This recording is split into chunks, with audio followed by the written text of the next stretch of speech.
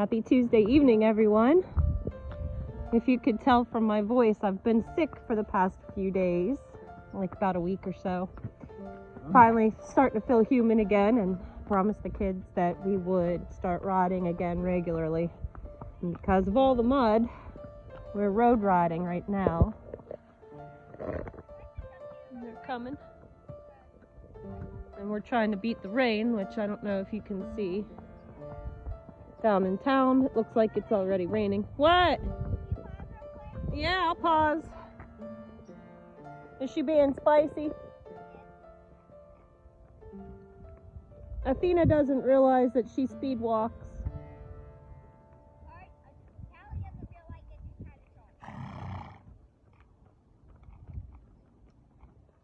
We're just gonna take it real nice. Okay?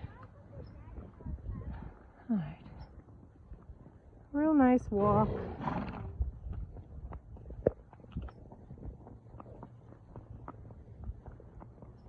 We haven't done this in a long time. So I promised the kids that we would get back to it, because we sure do love it. I'm going to get off here right now and I'll report back after the ride to let you know how it went. Good morning, everyone. Welcome to my leather shop. Today I'm in my basement and we're going to have a fun little video for you. But I just decided to do it down here because the kids are upstairs doing schoolwork and sometimes they're moving around, and sometimes I just like to be in my basement. My leather shop is in my basement, but you also see a display of seeds, and that is because I bought a bunch of displays of seeds last year. So here one of them sits so that I can get to it and reference what I have very quickly and very easily. And right behind me, you're going to see that I have some of my canned goods. More on that another time. So today I wanted to go over my seed purchase for the year. Probably the first of a couple seed purchases for the year. Yes, I have seeds. No, that's not enough seeds. Yes, I will always purchase more seeds. And that is because I like to grow whimsical, fun things. I like to try new varieties. And I do like heirlooms. And traditionally, you will find some heirlooms in these displays. But for the most part, they're going to be more of a hybrid variety or very common with less diversity. And so my seed catalog of choice is Pine Tree Seeds. They're from Maine, and they have a large selection of things that grow very well in cooler climates or shorter growing zones. We live in Pennsylvania, and so we do have a good length to our growing season, but that being said, we don't have as long of the growing season as somebody that, say, lives in South Carolina or Georgia.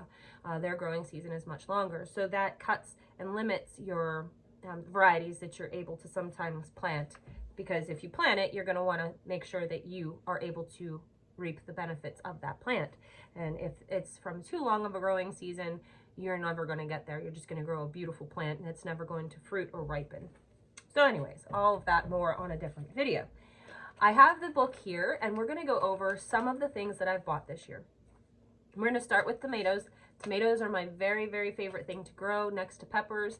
I love tomatoes. There's nothing better than a slice of tomato fresh from the garden on some bread and mayonnaise and a little bit of salt in the summer. It's delicious.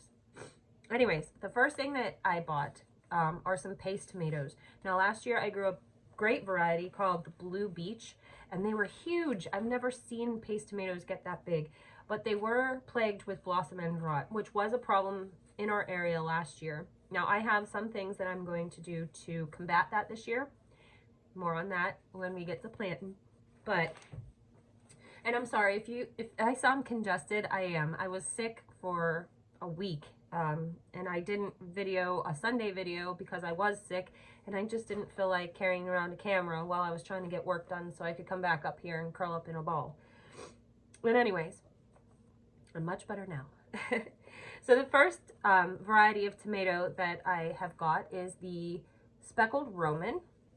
The Speckled Roman is, it's a cross, it is a cross between two different really good paste tomatoes. And there are 3 to 5 inch tomato, which is a good size. So that's why I kind of replaced the Blue Beach with these ones. I wanted to give these a try. They'll be a lot of fun. They're going to be red and they're going to have orange stripes, which is a little bit different for a paste tomato, which I find fun.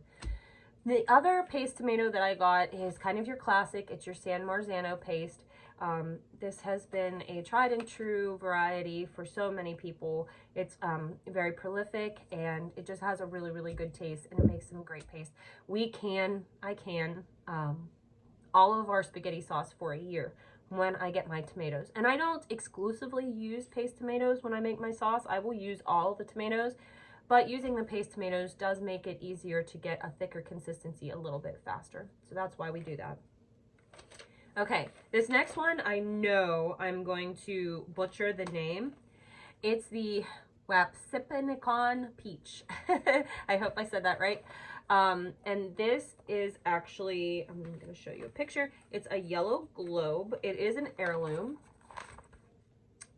It's right here. And they say it has really juicy flavor. It's got an unbelievable flavor. And so I always like to try a good yellow tomato. Usually they're a bit lower in acid, so depending on my tastes for the day, those usually will be a favorite. Also, those ones are not very large. Those ones are about a 2-inch globe, so it gives me a little bit of a size difference. So now we're going to get into the cherry tomatoes that I got for the year. I got a gold nugget, a pink bumblebee. I'll save those ones. The midnight snack, which the midnight snack is one that I will always grow. Everybody loves it. It has such bright, beautiful flavor. It's not the most acidic cherry tomatoes, so some people don't like them because they're super acidic. This one's not super acidic, but it is high in anthocyanins, which is that beautiful dark purple color that you get when it sits in the sun. And the anthocyanins are really, really good for you. They actually have anti-cancer benefits, and they're just, it's really, really, it's like a superfood. So that's what's in this, and I will always grow the midnight snack tomato.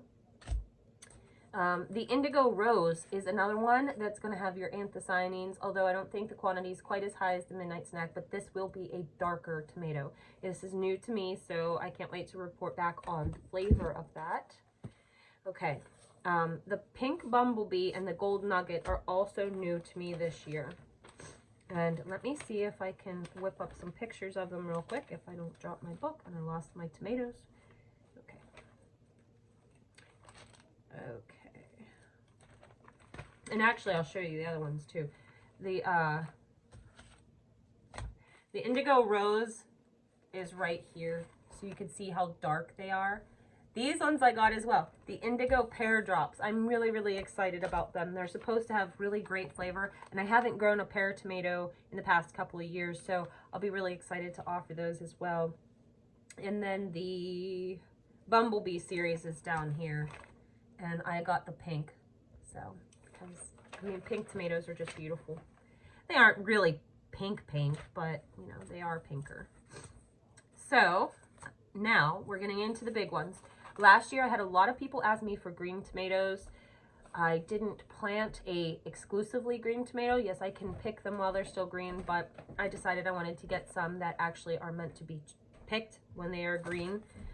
So the first one I got was the Aunt Ruby's German Green, which is your very classic large beefsteak variety, and it will stay green. It turns like an amber green when it is ripe. It's supposed to have a really great flavor. I did get the green Berkeley tie-dye, which isn't necessarily a green tomato, but it has green flare stripes that come up from the bottom on it. So I'm really excited to try that. And the color is supposed to go the whole way through. So what a fun tomato to grow. Now, was that the, actually I might be wrong on that. There's the striped German. Oh no, the striped German's a different color. I'm sorry, I'm confusing myself. Too many. I have too many. Now, in the past, I also like to grow the dark, I call them black tomatoes. They're not really black, they're just like a deep dark brown. I find them to have some of the most sultry flavor. as far as tomatoes go. They have this smokiness to them, that depth of flavor that really makes them interesting to eat. Last year I tried the Japanese black trifle, and I really, really did like it, but it seemed to be prone to cracking. And we do get some dry summers around here, so I wanted to try something different. One tomato I will always try is the Cherokee Purple.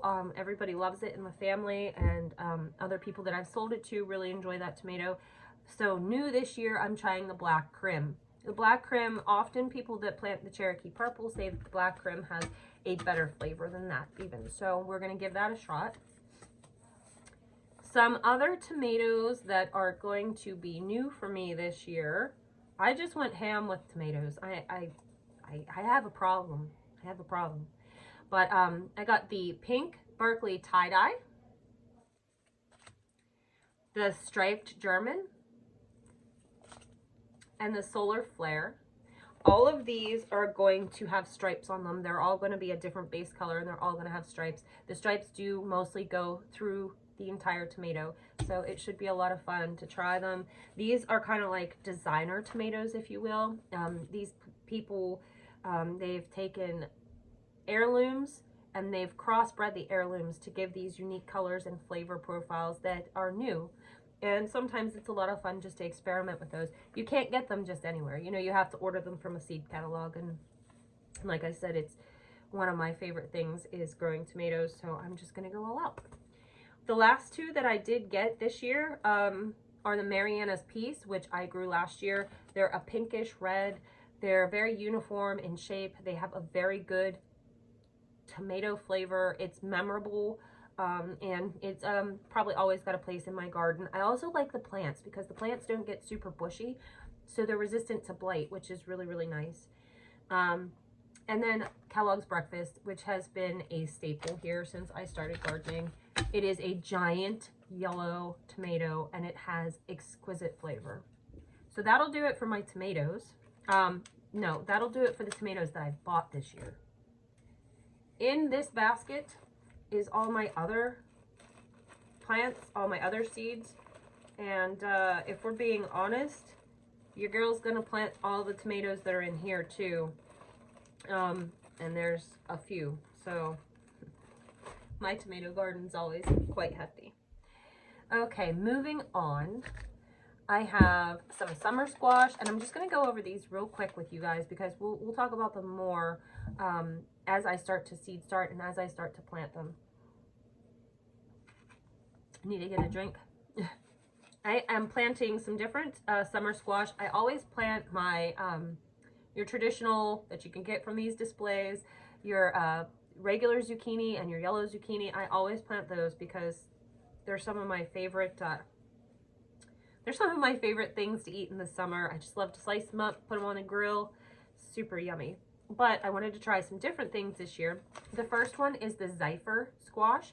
This squash is going to be a creamy yellow color, and then towards the bottom it's going to have a band where it's mint green on the bottom half. I'm really excited to try those. They're supposed to have really good flavor as well.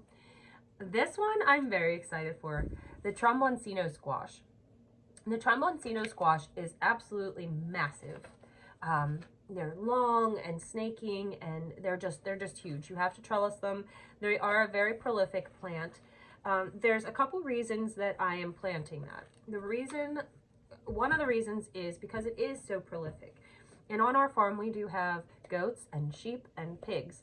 And so anytime you plant something that's going to grow more than what you're going to use or consume, you can feed those things to your animals. So anytime I can plant something that's feeding me and my animals, I'm going to do it. Also, the Tromboncino squash is really good because you can use it fresh in the summer if you pick it when it's a little bit early. The skin will stay softer, kind of like a zucchini, so you can use it like that. Or they do over winter, so if you sit them out to cure, their skin's going to get hard like your winter squashes will, and you can put them up and you can eat them anytime over the winter. So it's a multi-purpose plant, and multi-purpose plants always have a home in my garden. Let me put my gum band back on. I've been all through these. When I was sick over the weekend, I've just organized and obsessed and dreamed over my seeds. Okay, now I have my melons. I was going to say, what do we Okay, sorry about that. The kiddos had to come down and ask what their extra class was for today, so I had to get them going on that. Back to the melons. Now, like I said last year, I had a real big problem with squash bugs, so my melon crop was not very good. But this year we are going to try again. So I have a bunch of tricks up my sleeve, and we are going to conquer those squash bugs this year. The very first one is the Navajo yellow melon. Now, I did say once before that we get some dry summers. Last year was painfully dry. And so we had an issue with our water situation, and I wasn't really able to water things very well. So when this Navajo yellow melon said that it was drought resistant, I said, put that in my cart. It also is supposed to have really great flavor. All right. A Rocky Ford green flesh melon. So this is a green flesh melon. It's going to taste along the lines of a honeydew. This is an heirloom variety from the early 1900s. And they said that it was great for market gardens. So we're going to try that one out this year. My Moon and Stars watermelon is one of my favorites. Personally, I love this watermelon. It has a deep, dark green outside, and it's just sprinkled with these beautiful little yellow polka dots, and some are bigger, some are small. That's where you get the Moon and Stars. This watermelon is a favorite of the Amish community, and that's where this variety actually came from. I have the Tuscany melon, which is going to be in orange fleshed, more like a cantaloupe, just a little bit different. It comes from Italy. It is an heirloom as well. Some of these heirloom melons, I mean, you just can't find them anywhere. They're going to look a little different, and they're going to have a very memorable taste. It's just that they might not grow as well as some of these hybrid varieties that we are so used to seeing all the time. So that's why I like growing them.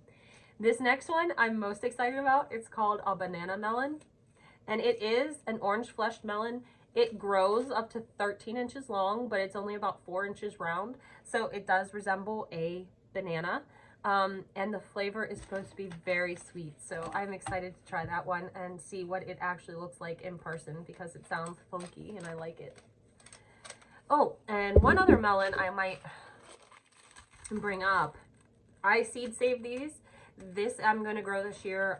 These are Gold is Gold watermelons, and the skin of the watermelon is gold, and the interior is gold as well. And I will tell you what, I tried that watermelon and I saved every single seed that I spit out because it was that good. So I'm hopeful that we get a good crop of those this year so I can save more seeds and maybe offer them in the future. The seeds, that is. Okay, now let's see what else we have. I didn't buy any fun cucumbers this year except for one, because I have these, and I'm going to be honest with you, when it comes to a slicing cucumber and a pickling cucumber, these guys usually are some of the most reliable. I, in the past, have tried different types of heirlooms, and I found that I just don't have the greatest luck with them in our soil, in our area. These guys, they're tried and true, and they really, really work well, and so that's what I'm going to stick with for my cucumber purposes. However, I do want to grow my Armenian cucumbers. Now, I've seen and heard a lot about this cucumber. It's really not a cucumber. It's actually a melon, closely related to the honeydew, but it grows really long and really skinny, and the Armenian cucumber, if you slice it while it's young, it's going to taste like a cucumber with a hint of that melon. So that coveted cucumber melon taste, hopefully that's what we're going to get out of this. So I'm really excited to try it. You can let them grow a bit bigger, and then they are going to be more like a melon. So another versatile plant that I am excited to try. Something else that I got, and I was kind of mad at myself, actually. I got my carrot selection. Now, thankfully, I have ye old basket of Old Faithfuls here. But I planned on getting about 4 different varieties of fun colored carrots. I planted some last year, and they were really delicious. But somehow, I only got one. But it was one of my favorites, the Yellowstone carrot. It is a bright yellow carrot, and it is very, very delicious. So I'm happy that I at least have that, although I am kicking myself that I didn't order more. But that only means that I have to put in another seed order, and that's not a problem as far as I can see it. Okay, so I got some celery. I just have Golden Pascal celery, which is a French heirloom.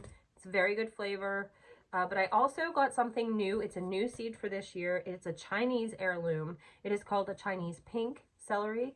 And this celery is going to be cotton candy pink with beautiful green leaves. And I couldn't be more excited about anything. As you know, you got to plant things that make you excited to go into the garden, because if you plant things that you're not excited about, then that makes chores like weeding and taking care of your garden a lot more monotonous. So I just plant things that really just, I am so excited to watch them grow and see what they look like and see what they taste like and try new things. And that just keeps me excited to keep going out there, because the garden in the summer is a big deal. It is a lot of work. And I certainly don't have a picture perfect garden, because who's got the time for that?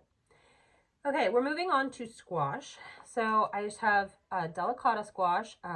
These are becoming more popular. I did choose the bush variety. The squash might be a little bit on the smaller side, but for saving space sake, I went with the bush variety. The delicata squash is becoming more and more popular. I see it popping up in grocery stores. It's got a very buttery flavor, so it's really, really delicious. We'll come back to that one. I got the butter baby squash. Last year I had some massive butternut squash and people were like, what am I going to do with that? So this year I decided to keep my butternut squash that I love so much, but to go with the butter baby so they stay small. And how cute is that? Okay. I have the gold nugget squash. This is another Italian heirloom, and it is going to be a funky shape, but it's going to have a delicious, very buttery, non-stringy interior. So, okay, this is a French heirloom, and I am in no way, shape, or form a proficient speaker of French. So, I'm not even going to attempt the name.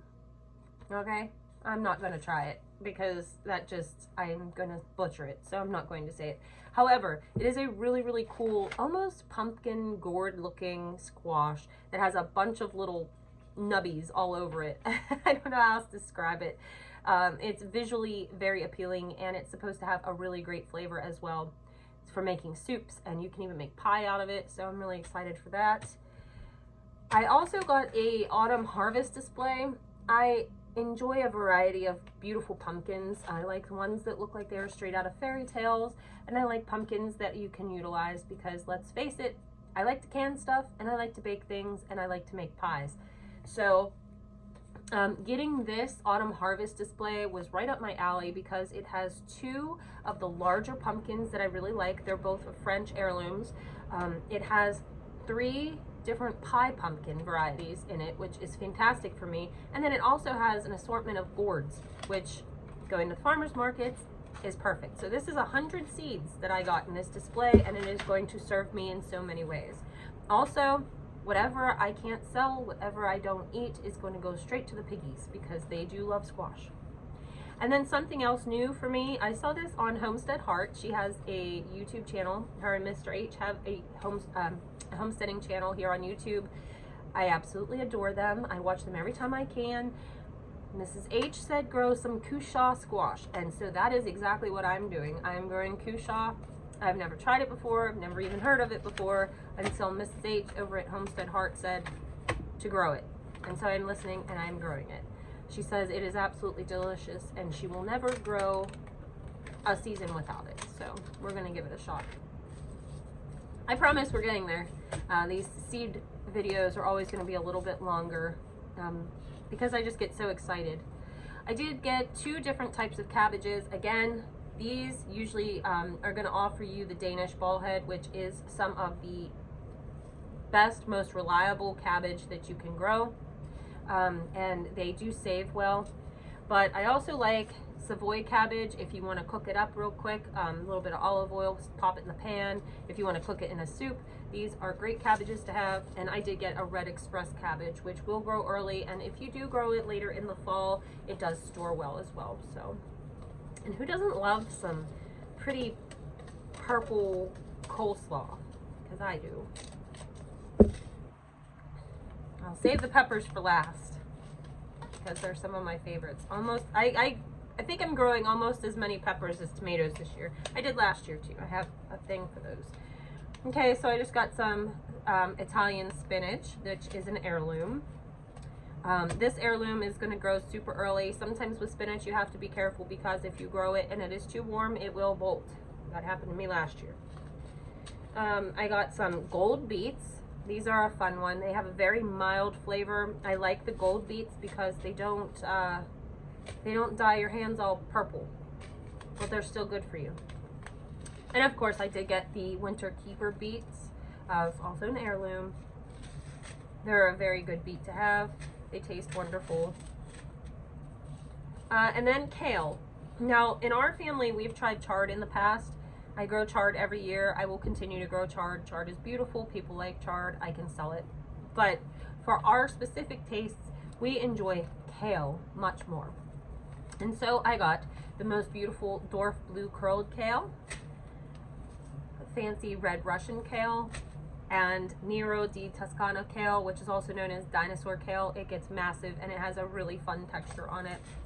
The kale I can start early in the year, and then I can also grow it late into the fall. And if I get it planted just right, which I'm not yet done to this point because I kind of pitter out towards the end of the year, if I plant it just right, I will be able to overwinter that. So because kale is very frost hardy.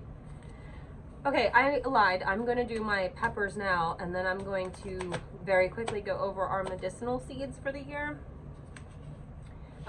So last year I had a lot of people ask me for hot peppers, and I do grow hot peppers, but I didn't grow a whole ton of hot peppers last year because my family doesn't eat them very well, and I was trying to gauge what other people might be interested in buying. So the hottest pepper I did grow last year was a Serrano, which is it's very similar to your jalapeno. It's just maybe a hint hotter. So this year I decided to up the ante a little bit and go hotter.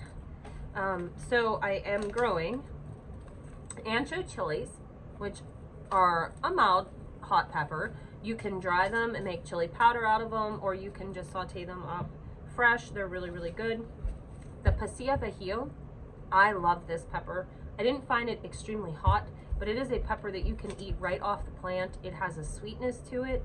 The flavor is just really, really good. You can saute it up, you can cook it in with other things. It is a really special pepper, and it always has a place in my garden. I again got the Serranos. Serranos again remind me of tiny jalapenos, and these plants are just super, super prolific. I like to make hot sauce and stuff, so this is a great pepper for me to have.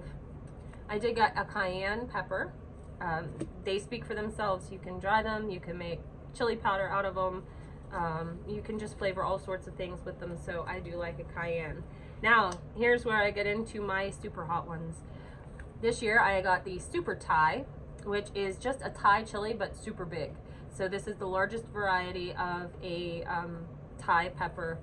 Thai peppers, they pack some heat, so I'm excited about those. I got the classic habanero, also known as a Scotch bonnet. They are an orange pepper, and they are definitely up there in heat. And then the piece de la resistance, I got some ghost peppers. They rank 1 million on the Scoville charts, and I mean, if people want hot, I'm bringing hot. So ghost peppers, I'm excited to grow. Now onto the sweet peppers.